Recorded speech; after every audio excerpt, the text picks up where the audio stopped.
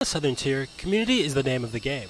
Today, hundreds of volunteers from around the area took part in the Day of Action. We have 450 volunteers out at 40 projects in our community, including this one behind me.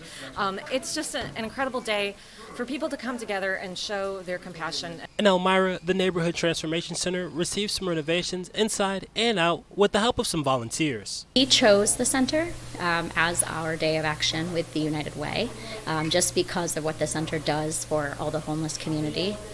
So we felt strongly about that. The local Clemens Manor apartment complex got some repainting done on multiple floors, led by local workers to help give the apartments a new look. Residents to have the hallways and community areas refreshed have a new coat of paint, makes just the building sparkle a little bit better and feel a little nicer. One of the day's biggest projects is the renovation on a new office for AIM, a local nonprofit that assists with living.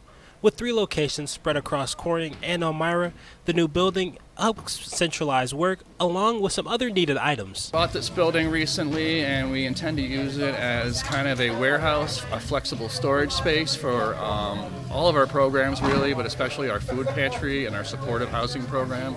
While today's project could have taken months to renovate, the Day of Action helped speed up the process. Really appreciate, instead of having our facilities team of 3 guys doing it themselves, we have a big group of about 13 people here from United Steelworkers, and we really appreciate them and get all of the demo done very quickly. Despite the cloudy and humid weather, volunteers pushed on as Day of Action reached over 20 years, with more expected in the future.